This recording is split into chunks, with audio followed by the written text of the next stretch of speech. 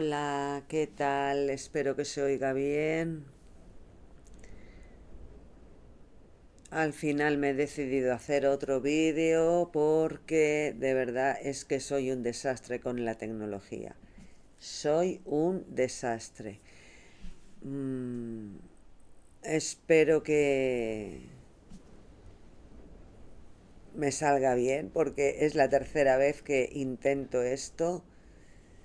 Pero bueno, ¿y de qué voy a hablar? ¿De qué voy a hablar? ¿De qué voy a hablar? Pues ahí está el título. Metacognición, superstición y religión. Dos cuestiones humanas, muy humanas, como son la metacognición y la superstición, metidas, muy metidas en los principios mágicos de la religión. ¿Qué entendemos por superstición? Pues, grosso modo, la superstición viene a ser así como una especie de motivación intrínseca del Homo sapiens y de otras especies animales para manejar los sucesos, los eventos y cuestiones que pongan en duda la seguridad individual y colectiva de los humanos. Parece ser que la superstición emerge con mucha vehemencia cuando las cosas humanas o van muy mal o van muy bien.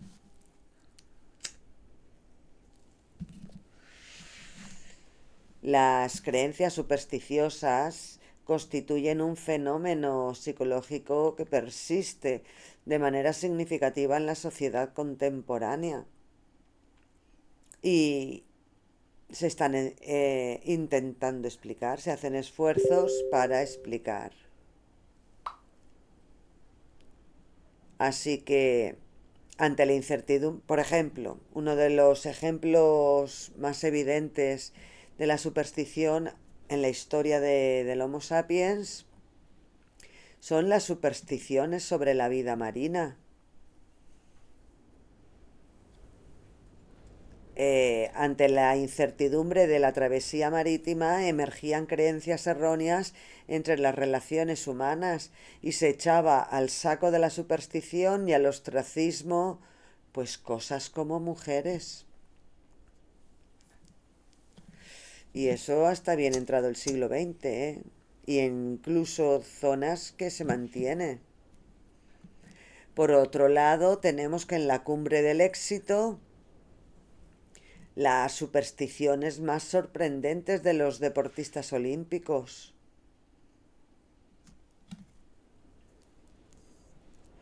Ritos, liturgias, movimientos psicomotrices que están en medio del camino del miedo y de la esperanza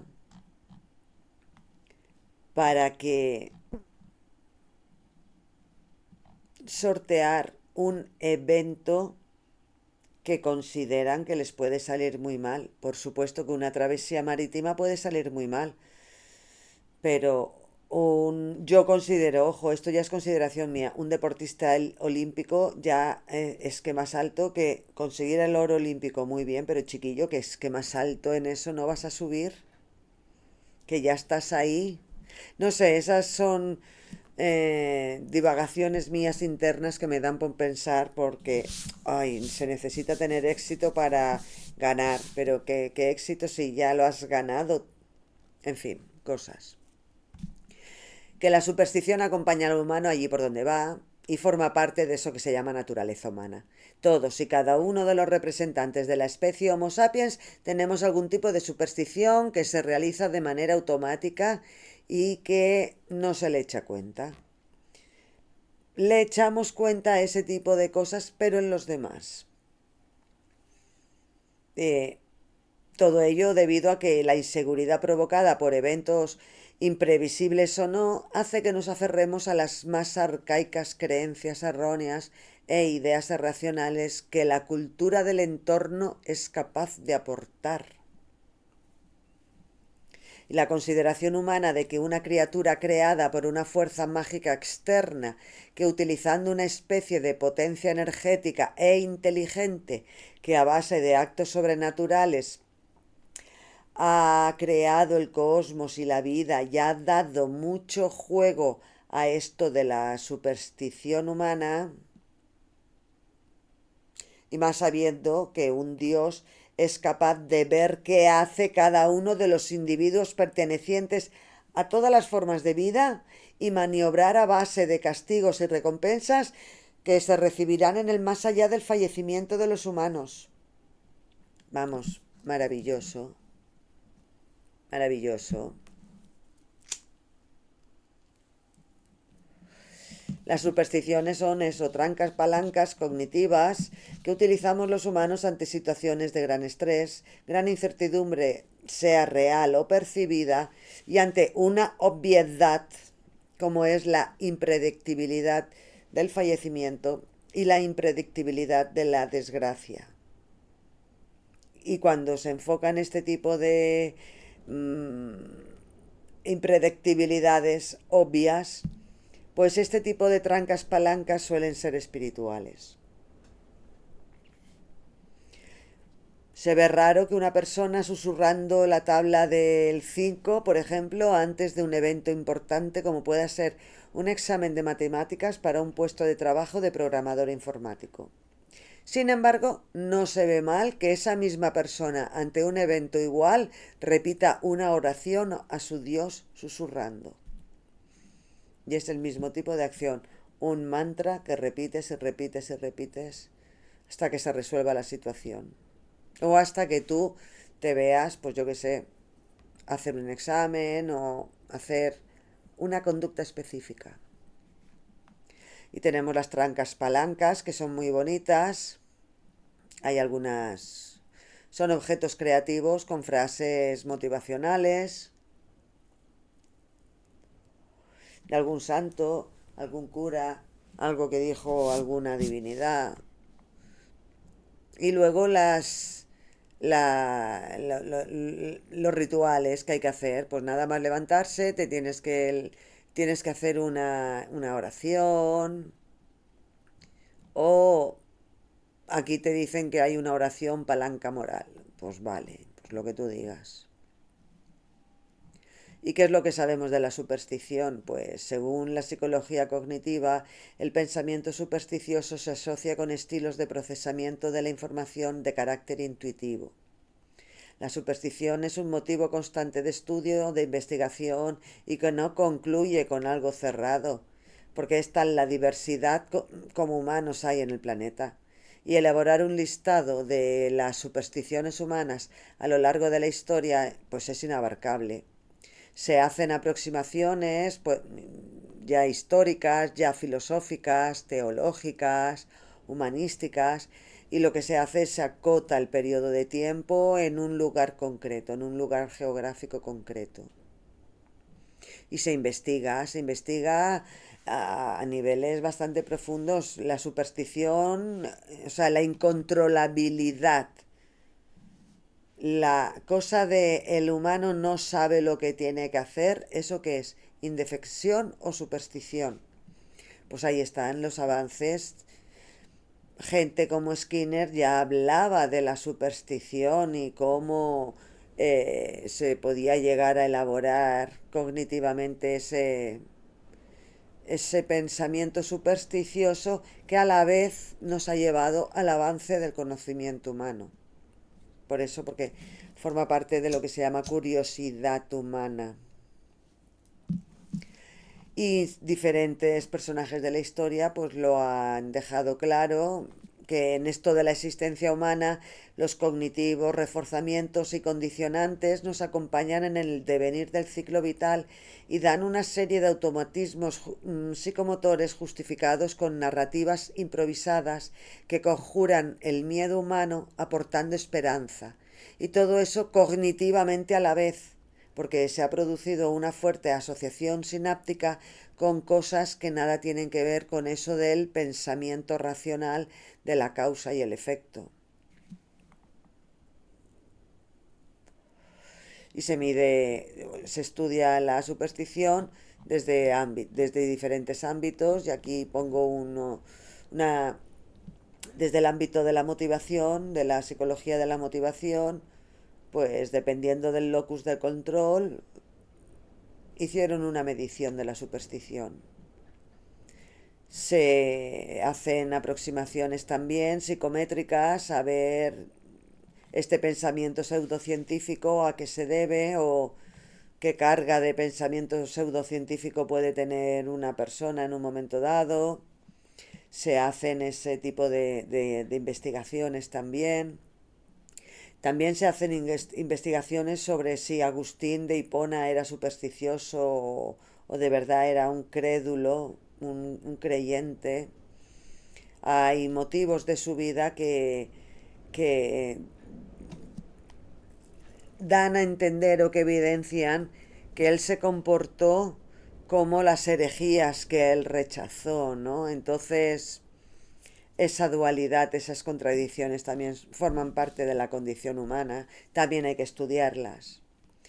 Y todo esto, pues, cómo se fue utilizando para meter a la religión cristiana católica en un imperio romano, porque la misión política que tenía el movimiento cristiano allí por el siglo I fue muy firme, muy determinante, hasta que lo consiguió erigirse eh, religión de Estado del Imperio Romano, nada menos, y lo consiguió tan solo en 3 siglos. Considero que es toda una proeza religiosa, pero que frenó el avance del conocimiento humano un tiempito, sí. Y no me meto en historias de que no se lavaban esto y lo otro, no. Hubo un momento de oscurantismo. Se apagó la luz por un momento. Entonces, este protocristianismo se mostró muy vehemente para desligar la superstición de su cristiandad, y lo pagano a sus ojos era supersticioso. Los misterios, rituales y demás cosas que estaban los cristianos haciendo no era superstición, no. El hilvanar figuras místicas con rituales, no, eso no es superstición, pero vale. Así que empezaron a montar el mogollón religioso que tenía que durar por los siglos de los siglos, y poner características divinas al asunto fue lo primerito que hicieron. Luego ya vendrían minucias como el empate de estas barbaridades que les iban ocurriendo para justificar el dato divino, la revelación de Dios, esas cosas de los sacrificios y resurrecciones, más cosas de vírgenes y salvaciones varias, si se sorteaba una serie de pecados con unas virtudes, mientras espera la salvación de las almas tras un juicio final que parece ser, se plantea muy apoteósico, y todo esto había que dejarlo muy claro por escrito.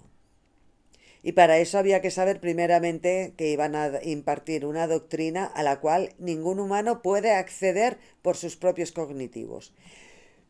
Es preciso que Dios le conceda la gracia, y se dice gracia eso al, al favor inmerecido que Dios otorga a la humanidad, el cual permite la reconciliación y la transformación espiritual del Homo sapiens. Y utilizando, pues eso, los dones naturales del Homo sapiens, como es la metacognición y como es la superstición, emergía una religión en el horizonte humano dispuesta a llevarse todo el pastel del mundo conocido a sus ojos y del que se conocería después, por supuesto. Se inició con una persona que todavía se duda si nació o no. Lo que sí nació fue un movimiento que reivindicó una espiritualidad que predicaba un tal Jesús que era muy bueno, que tenía 12 apóstoles, y que Pablo de Tarso vio el percal y dijo, ¿cómo? Ya verás tú que yo aquí te monto un pifostio. Y así lo hizo. Lo montó, lo montó. Lo montó a base de epístolas, cartas a las diversas iglesias que se iban abriendo de aquí y de allá gracias a viudas romanas que tenían dinero y que aportaban dinero a la causa cristiana. Una de las primeras cosas que hicieron los cristianos fue coger dos palabras clave, herejía y superstición. Las resignificaron de nuevo con nuevas definiciones y las lanzaron al mundo de la cristiandad como una nueva verdad revelada.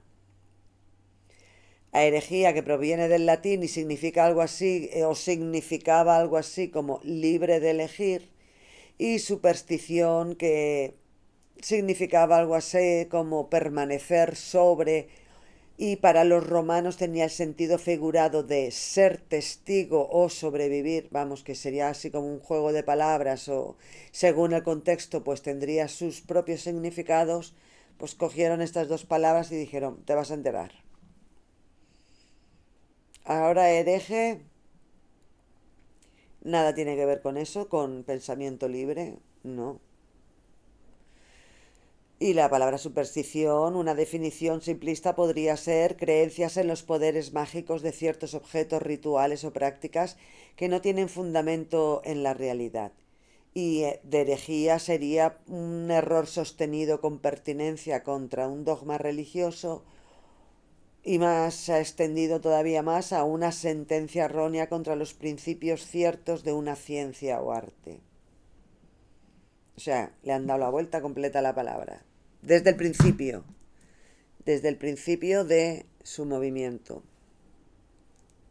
Y por lo que respecta a hereje, es una palabra que las religiones utilizan para lanzárselas unas a otras, para decir, tú eres malo, yo soy bueno. Entonces, ¿y qué pasó? Pues que para este principio cristiano la superstición era idolatría.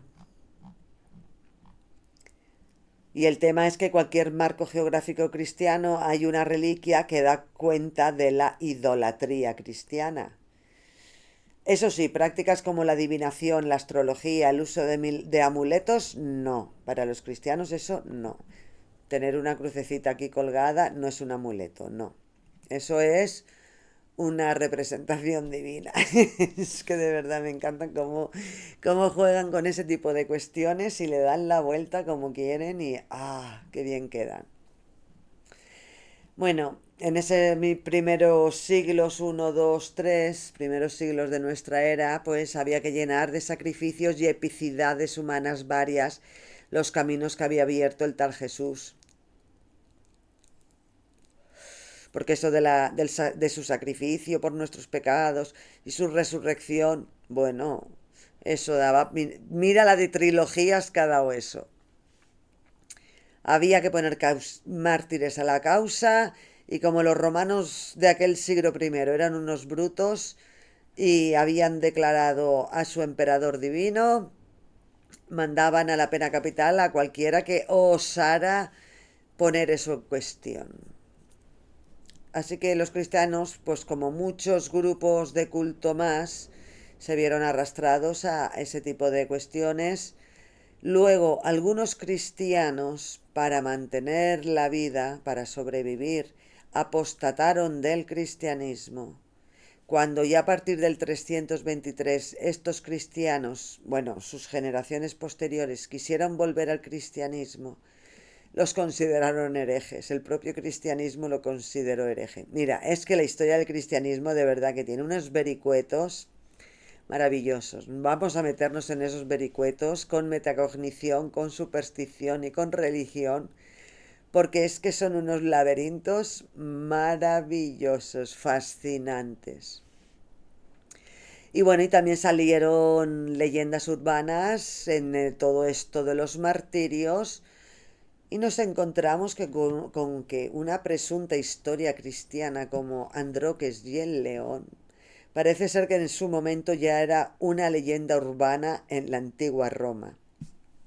O sea, hasta eso. Así que todo esto, la élite romana iba y venía medio mosqueada con los cristianos porque estaba recibiendo visitas de la gente que vivía más allá del Danubio y no eran visitas gratas. Esto todavía aumentaba la incertidumbre sobre todo de los habitantes de la península itálica, que empezaron también a recurrir a prácticas supersticiosas ante el temor de no controlar lo que le estaba pasando ante saqueos que se fueron produciendo en diversas ciudades italianas de la península itálica del momento, hasta que llegó el año 410 y con Alarico que saqueó Roma, o vamos, o ha pasado a la posteridad como el saqueo de Roma. Los nobilitas iban diciendo por ahí, por favor, que los cristianos ya se vayan por allá.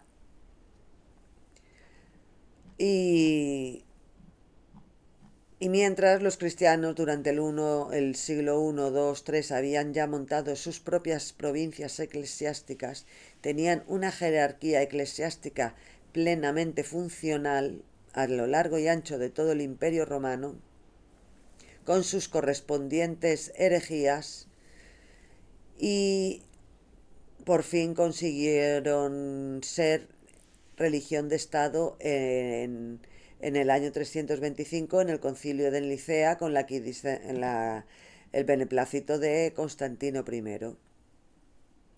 Y a partir de ahí, pues esta capacidad que tuvieron estos fundadores de dejar claritos sus dogmas, misterios supersticiosos en un ambiente cultural muy amplio, muy diverso y con muchas creencias. Pero es que también habían muchas necesidades humanas básicas. Así que se fue introduciendo una lista de personas que eran mártires a los cuales se tenía que venerar. Había una lista de características divinas que se tenían que venerar. Había una lista de patrones conductuales humanos que se tenían que realizar. Y todo eso lo fueron haciendo a lo largo de golpe de concilio.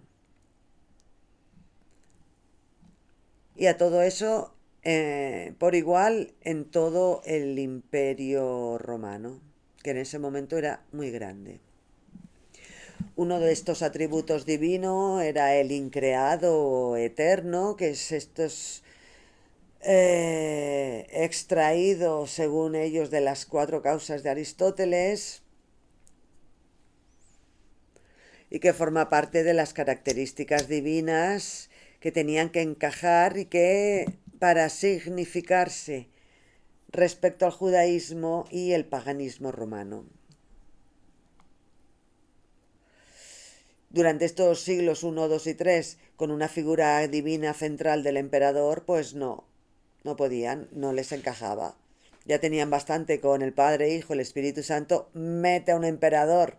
¿De dónde sacas al emperador? Así que ahí estaban metiéndole las características divinas a un dios y dándole atributos como no creado o eterno. Y eso ha dado para llenar millones y millones de páginas de, de todo esto, de lo que son los atributos divinos, porque de verdad es que esto es mucho. A todo esto te lo explican así como diciendo, voy a hacer el favor de explicártelo porque tú, humano perteneciente a la especie Homo sapiens, no eres capaz de tener la comprensión para llegar a altas cotas de pensamiento. Y dices, ah, vale, bien, lo que tú digas. Hay utilizando algo completamente humano como es la capacidad para describir, explicar y predecir patrones establecidos, sean conductuales, sociales, biológicos, y con la experiencia adquirida que teníamos de miles de años de conocimientos rudimentarios sobre la doma de la flora y la fauna, con algún que otro estudio astronómico del momento, y le metieron participaciones mágicas y místicas de aquí y de allá, le dieron una fundamentación en apariencia de la cultura clásica y ala. ¿Qué hicieron? Pues atacar la educación formal del momento del Imperio Romano. Porque las ideas cristianas había que instalarlas en la cognición humana. Había que instalarlas, explicarlas, argumentarlas, y siempre la predicción final era un más allá, un juicio final, y según tus pecados en vida, pues veríamos qué pasará en ese juicio final. Entonces, como que faltan muchas cosas, ¿no?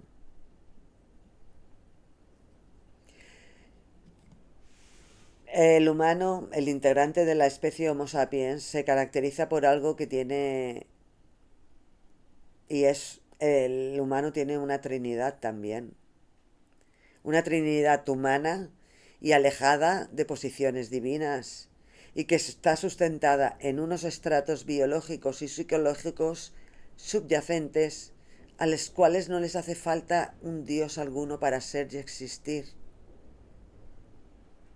Y el humano, por ser del Homo sapiens,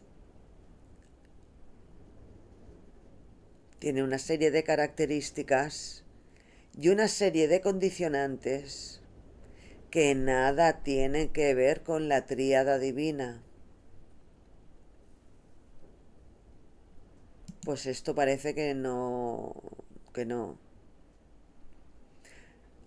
Lo que sí que a la especie Homo sapiens se le da bien eso de la nada sacar un objeto. Esa nada puede ser un deseo o una envidia por otros animales que conviven con nosotros, ¿no? Como aves o peces.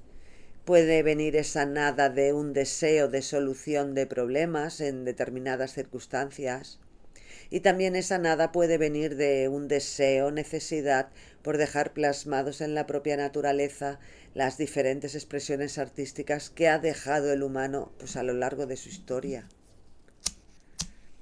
Cuestiones completamente humanas. Y una cuestión muy humana ha sido el deseo de volar. Hostia. De volar. El otro también. Volar. Sobre todo por una parte determinada. Pero bueno, eso es otro tema que no voy a tratar. Espero no volverme a equivocar. Eso, volar. El humano lo ha querido siempre, desde que se dio cuenta de que existían pájaros. Y han habido personas a lo largo de la historia que han hecho esfuerzos físicos, cognitivos, económicos para que eso se consiga. Que sí, que hemos tardado muchísimos siglos.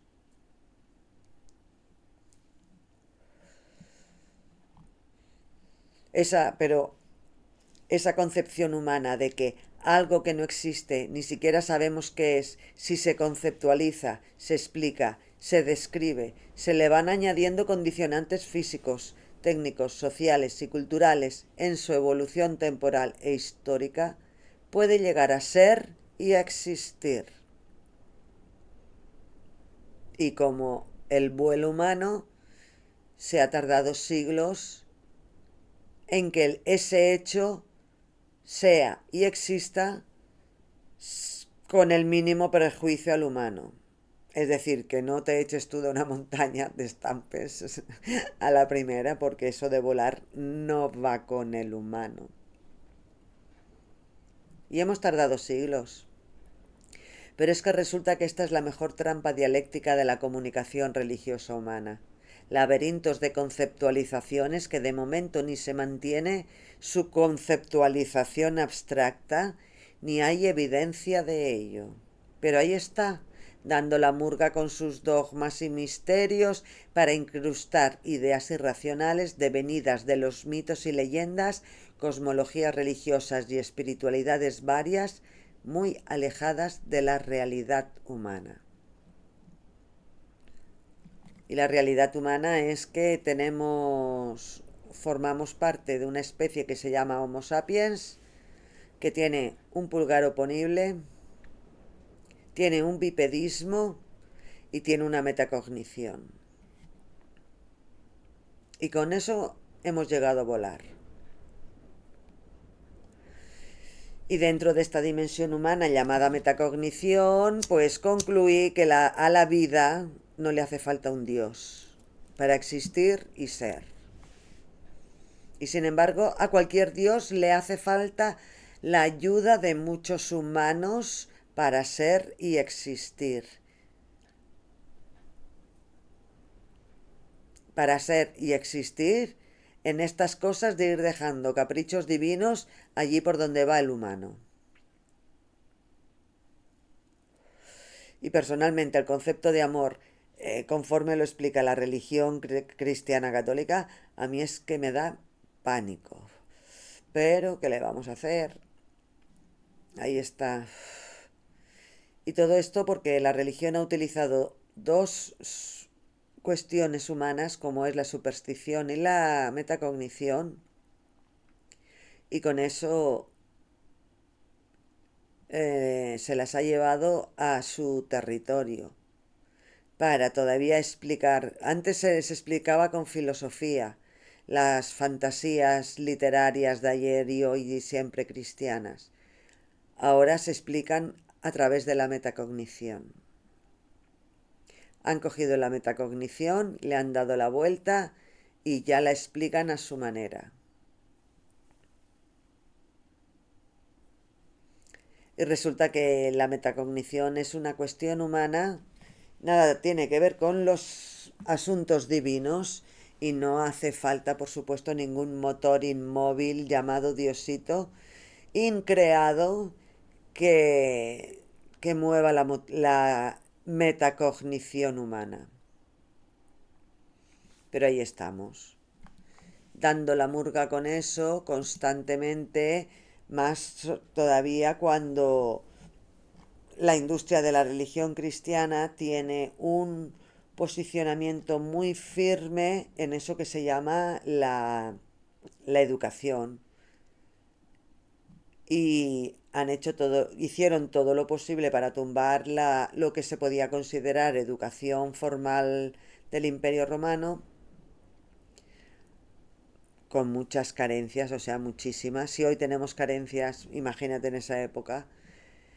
Pero habían accesos. Y de esta forma no hay accesos más que a través de lo que digan los textos sagrados y los primeros padres de la iglesia.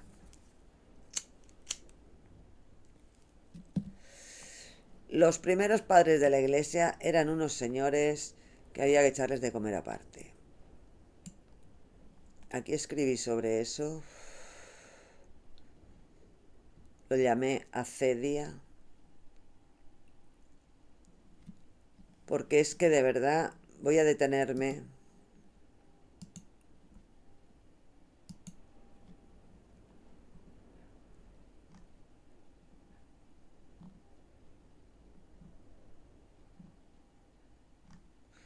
Voy a buscar lo que quería encontrar sobre la acedia.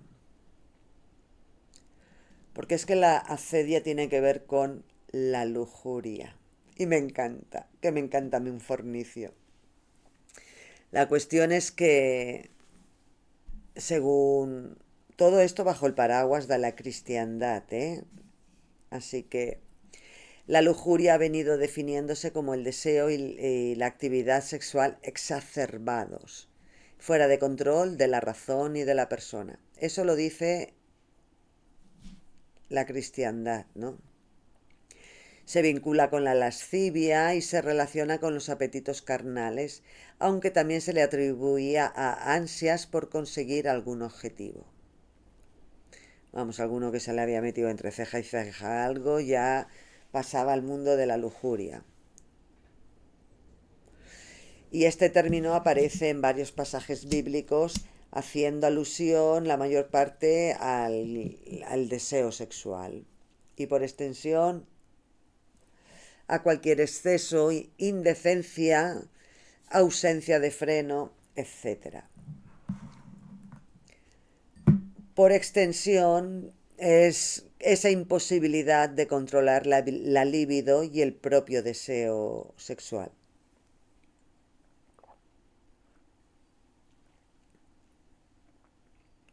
Según algunos, es una serie de conductas biológicas ineludibles, pero que esto ha sido el motivo de la religión para mantener a raya la familia. El espectro sexual humano es tan amplio que se está empezando a poner orden en estos últimos 100 años a nivel académico, desde todas las perspectivas que la ciencia es capaz de aportar. No podemos dar conclusiones por zanjadas, sí que se están solucionando problemas a niveles legislativos y médicos de muchas cuestiones, pero tenemos que seguir avanzando mucho más en todo ese campo, por lo que se refiere a lo humano.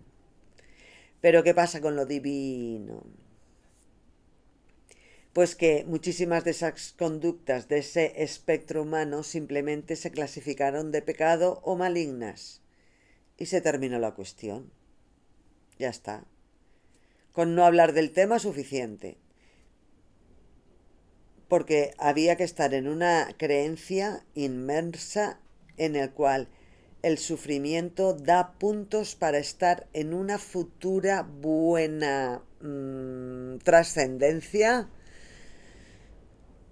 cerca de un amigo imaginario que hará almas eternas y hay gente que no, que eso no lo van a conseguir nunca por presuntos pecados porque no se han aguantado las ganas, básicamente. Y que si se aguantan las ganas es un camino para conseguir estar al lado de la divinidad. Y esto es lo que nos han vendido por los siglos de los siglos y que hasta hace pocos años seguía defendiéndose con una mirada divina. Ahora los religiosos, los clérigos, lo quieren hacer desde una mirada de la ciencia de la religión, que es esa parte de la escolástica en el que fe y filosofía, pero la filosofía bajo el yugo de la fe. Vale, pues ahora lo llaman la ciencia de la religión, que es la teología, porque según esta gente, el acto reproductivo humano forma parte del plan divino y tiene que estar consensuado con el diosito. Y por eso ellos tienen que meter baza a nivel de leyes civiles, que se lo ha dicho el amigo imaginario omnisciente, omnipotente y omnipresente.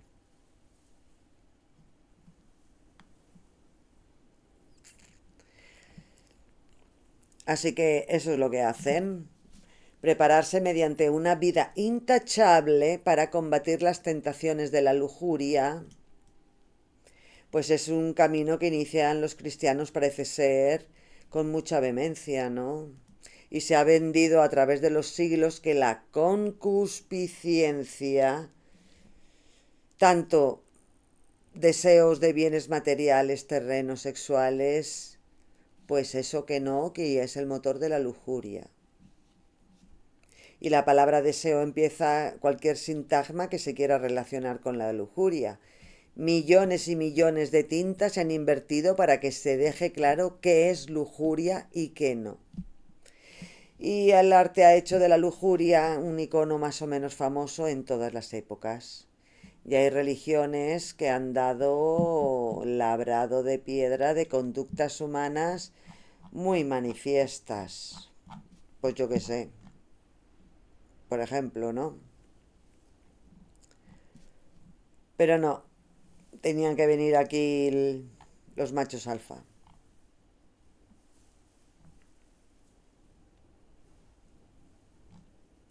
Para los que montaron el tinglado de la iglesia se trata de conductas consideradas vicio capital. Capital porque tras ese vicio vienen otros.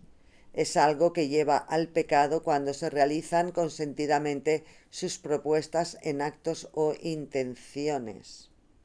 Consiste en un dejarse llevar de las tendencias reproductoras fuera de los ámbitos de la ley divina.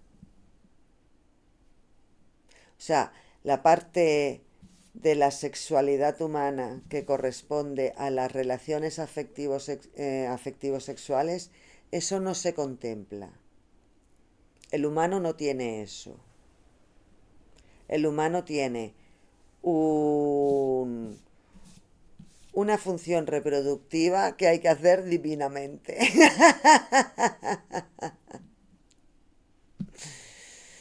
Por lo tanto, consideran que es el abuso de los instintos y la realización de actividades que queda fuera del plan de Dios. Y luego las formas de lujuria pueden ser tantas cuantas desajusten el presunto orden natural y los planes divinos de Dios. Pues eso, y ahí tienen una serie de palabrotos que es que no voy a leer. Pondré, cuando ponga el vídeo, en la descripción estará el enlace y ahí lo podéis ver. También es común en las religiones las personas que han tenido conductas lujuriosas en la juventud, pero luego han encontrado la santidad por medio de la iluminación divina y han llevado una vida más o menos contemplativa, literaria, para engrandecer la figura de esa divinidad. ¿Eh? Agustín de Hipona, calienta que sales.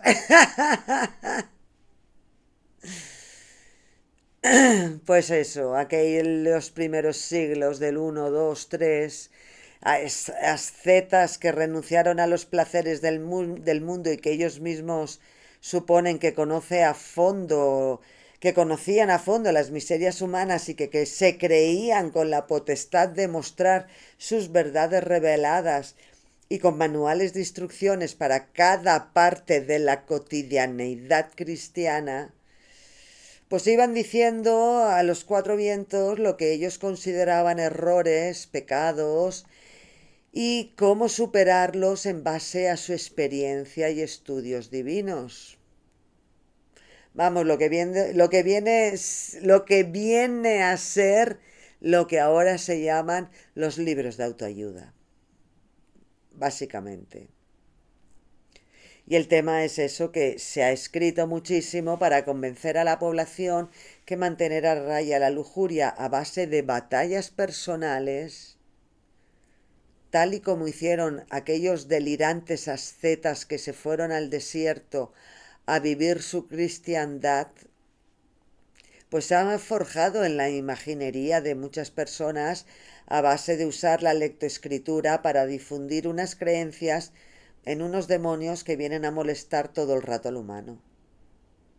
Y que si el humano combate con los demonios se vence y el camino hacia la divinidad se inicia.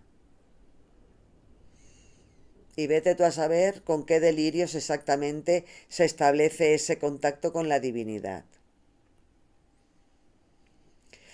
Pues eso, que ha llevado a que la lujuria en los términos de pudor y moralidad cristiana se reconoce como una enfermedad del alma relacionada con los placeres corporales, porque el deseo de estos placeres se arraiga en el alma.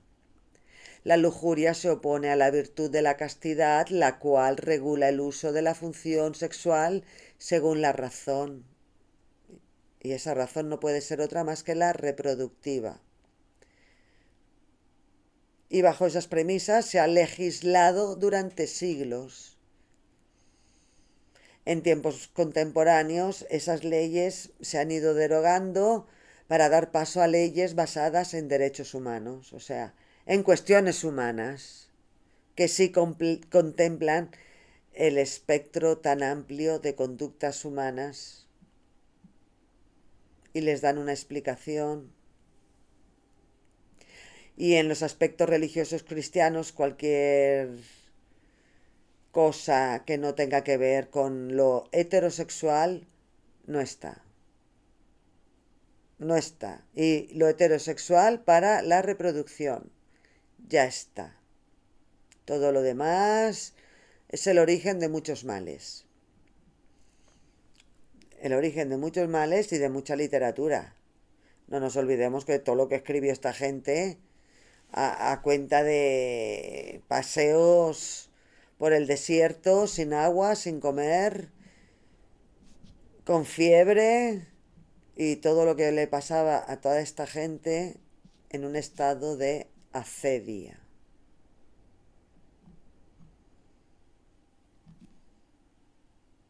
Pues eso, lo podemos ver en antiguas representaciones de países pues como Etiopía. Podemos ver aquellos hombres que se fueron, podemos ver los restos de aquellos hombres, los restos no de los hombres, sino de su legado, los restos de su legado, cómo vivieron aquella primera cristiandad llena de acedia y cómo estos delirios de esa serpiente, ese animal maléfico y de connotaciones negativas, se iba personalizando y humanizando en la persona de Eva y cómo todo eso era la fuente de todos los vicios, la fuente del mal y la fuente de todo eso. Y que esa fuente de todo eso que esta gente dejó escrita hace, bueno, pues 2000 años, no llega, 1700 años, 1800 años, se siga hoy hablando de eso, porque eran los padres de la Iglesia, y cuestiones como la Suma Teológica que hoy por hoy están vigentes, porque ya se encargan los respectivos papas de ir actualizando esa vigencia, estén basadas en relatos bíblicos, que algunos sí parece que hay evidencia que fueron hechos históricos contados muy resumidamente y muy concentrado.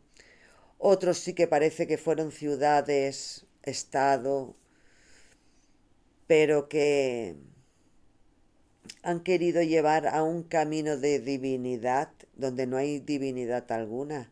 Hay una serie de humanos que hicieron todo lo posible para llegar hasta donde están hoy. Y todo basado en personas que consideraban sabios ascetas, que ya digo que sin agua, sin casi comida y farfullando por allí por esas calores del desierto de Oriente Medio y de lo que hoy se conoce como Etiopía, dejaron establecido lo que tenía que ser la diversidad sexual humana, según ellos, que solamente es heterosexual y el acto reproductor y ya está, dejando de lado cualquier vestigio de humanidad. Y a partir de ahí todo mal. Pues, ¿qué quieres que te diga? Todo mal. Porque ya la superstición en ideas divinas unida a a los recursos cognitivos utilizados por miles de personas en una metacognición común de llevar todas estas fantasías a una realidad humana basado en el humano es capaz de sacar un concepto de la nada y hacerlo realidad, como es, por ejemplo, el concepto de volar, y han pasado los siglos y se ha hecho realidad. Con las religiones pasa al revés. Con las religiones solo falta que una idea te atrape y ya está montado el tema. Emerge el concepto sobre la marcha. Pues eso, hay... Esto de la metacognición se explica en base a los diversos procesos cognitivos que el encéfalo lleva adelante en la vigilia del desarrollo del ciclo vital. Y estos procesos se, se bifurcan en dos, en procesos cognitivos básicos relacionados con la captación e interpretación de la información que recibimos del medio y como es el percibir, el atender, el memorizar, el aprender, la motivación y luego, bueno, y la emoción, por supuesto, y luego los superiores que están relacionados con el control, la inhibición y es el lenguaje, el pensamiento, las funciones ejecutivas, la toma de decisión. Entonces, a partir de que en 1976 John Flaver acuñó el concepto de metacognición para referirse al conocimiento que tenemos de nosotros mismos, al conocimiento que tenemos de nuestras limitaciones y por extensión de los demás. Entonces, con todo eso, se dan explicaciones a cómo se llegan a tomas de decisiones humanas, completamente humanas, en las que no cabe un Dios. O sea, simplemente no cabe porque normalmente a lo largo de la historia el Homo sapiens de una manera intuitiva ha utilizado la metacognición para la solución de problemas. El, el Homo sapiens es un ente biológico solucionador de problemas para sí mismo y para los demás. Y lo hace a través del lenguaje, lo hace a través de las habilidades que le ha proporcionado el pulgar oponible y las habilidades que le ha proporcionado su locomoción. Todo eso junto con los desarrollos del encéfalo y los diferentes hitos cognitivos que ha desarrollado el humano, como por ejemplo el control del fuego.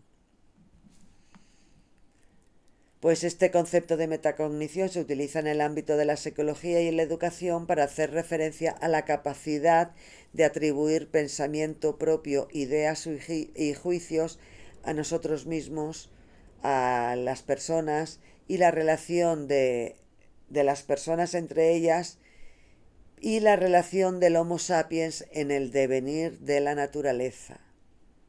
Y los mecanismos metacognitivos son un componente esencial en los procesos de enseñanza y aprendizaje porque cuestiones válidas como qué es lo que sé hasta aquí y qué es lo que me falta saber es necesario para resolver problemas.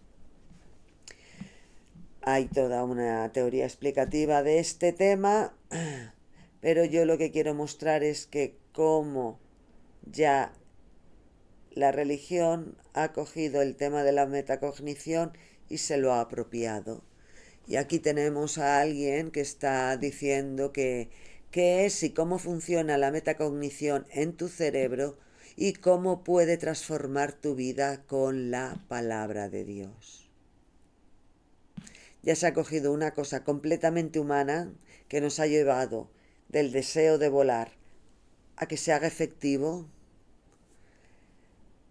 Ahora quieren cogerlo para sustentar las ideas irracionales que tengan del diosito de turno. Y yo lo que veo es que son muchos esfuerzos por muchas religiones que lo que quieren es dejar claro que la Declaración Universal de los Derechos Humanos, pues igual que fe y filosofía, mientras que la filosofía se mantenga subyugada a la fe, pues con esto de las religiones es igual. Derechos humanos sí, pero mientras que los derechos humanos se vean subyugados bajo los preceptos religiosos. Y cada religión tira para sí. Y eso sí que no me gusta. Eh, Hay ejemplos muy bestias de cómo la religión se ha metido en cuestiones civiles, humanas, muy humanas, sobre todo de las mujeres, y solo voy a decir como cuestiones obstétricas y lo voy a dejar ahí porque la cuestión obstétrica el, el creyente religioso no lo tiene claro. Y me voy a poner a hacer como hacían los papas, que hacían sus encíclicas, y como por ejemplo la Rerum Novarum, que empieza con el problema de los obreros. Muy bien, machote, bravo, el problema de los obreros. Los que te dan a ti de comer, tú los consideras un problema. Machote, bravo. Pues eso. A mí los cristianos no me dan de comer, solo me han dado la murga culturalmente. Eh, entonces, el decir que el problema obstétrico es una cuestión humana y no divina, también me parece que es una buena encíclica. Pero ahí lo dejo. Ahí lo dejo escrito también en el texto, no tengo ganas de empezar, porque volvemos a lo mismo, ¿no? Somos humanos, tenemos problemas humanos, tenemos que resolverlo como humanos. Cuando ha habido intervención divina en problemas humanos, da igual la religión, da igual el culto, da igual la leyenda que me pongas, los humanos salen perjudicados. Yo no sé cuánto tiempo, cuántos siglos, cuántos milenios nos hace falta esperar más a que en el momento que se mete una cuestión divina en asuntos humanos, la hemos cagado.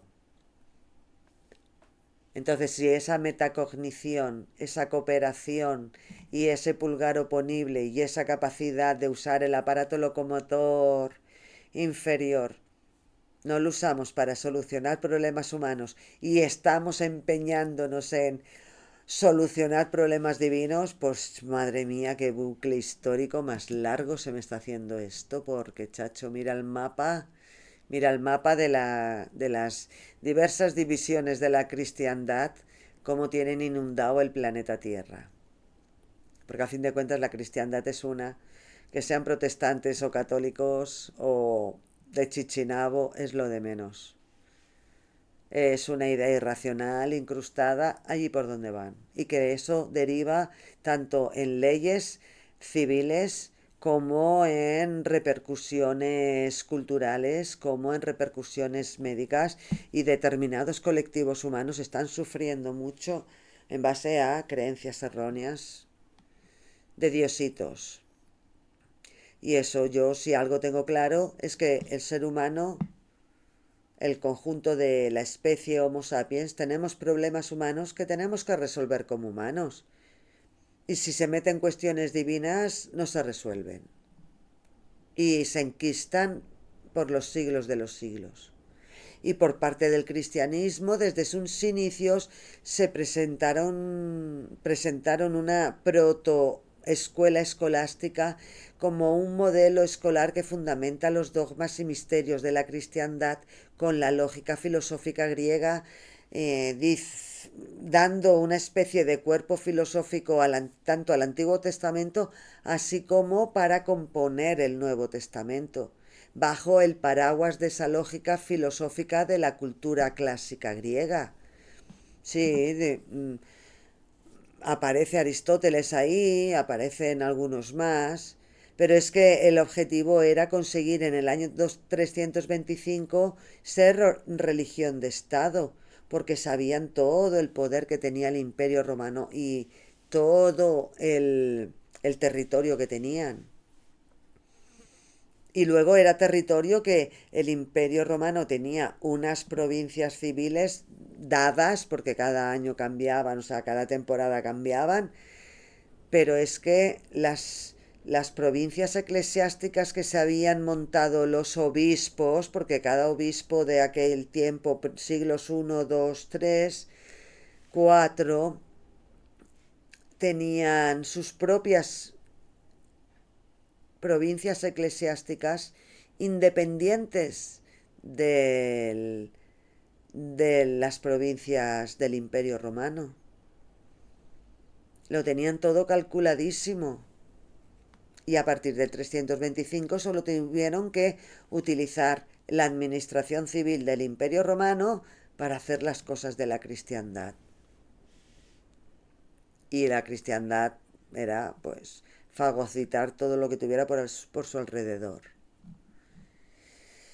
Y bueno, hay diferentes países que nos comemos con papas, concordatos y acuerdos, y ahí estamos pagándole un montón de dinero desde el campo de la teología, el campo de la filosofía, el campo de la universidad, la academia, a gente que todavía viene reivindicando que la fe y la filosofía tienen que ir juntas, pero que la filosofía tiene que estar subyugada a la fe. Y eso hoy se dice, lo dicen y lo justifica mucha gente. La experiencia religiosa también es un hecho humano, eso está ahí, no se puede negar. Pero lo que no se puede es hacer interferencias divinas en asuntos humanos. Y gente muy tocha, muy inteligente, cogió las causas de Aristóteles y ya llegó el colmo de la escolástica con la Suma Teológica, y las causas de Tomás de Aristóteles se amplificaron muchísimo cuando dijeron que habían llegado a la cumbre del pensamiento escolástico porque habían conseguido la armonía del pensamiento teológico divino y el pensamiento filosófico humano. Que habían hecho la integración, dice, que lo habían hecho a través de las 5 vías tomistas. Tomasito aquí no. Pues eso. Según parece ser, el Tomasito dejó clara la existencia de Dios, que son argumentos a priori. O sea, ya había terminado, ya había concluido. Antes de empezar ya había concluido. Dios existe porque es. Y puso 5 vías, una más que Aristóteles. Ojo, una más que Aristóteles. Y él dijo que el movimiento, que la causalidad eficiente, que la contingencia, que los grados de perfección y que el orden y la finalidad, y que eso sí, sí, sí, sí. Y ala, ahí lo tienes.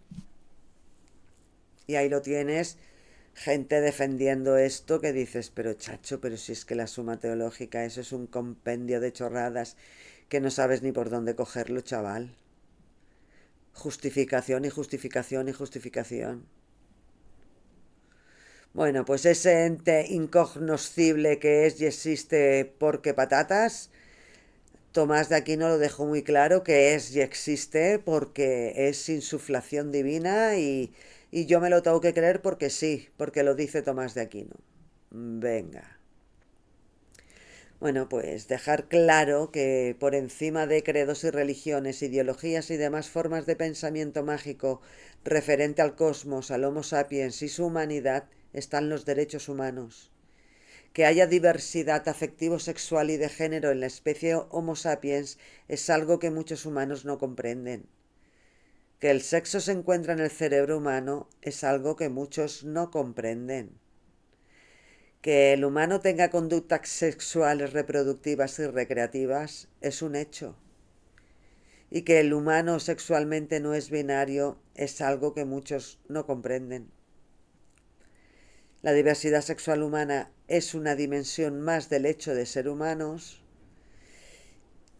Esta dimensión de la sexualidad humana empieza en la fecundación y termina con la muerte, y a través del ciclo vital de la persona evoluciona y cambia. La visibilidad del colectivo LGTBIQ+ es una prioridad social. Y bueno, pues así las cosas. Seguiré hablando de metacognición, superstición y religión, y de cómo la escolástica me tiene hasta las narices y sobre todo que los ateos se metan la suma teológica por donde les quepa. Así que venga, chao.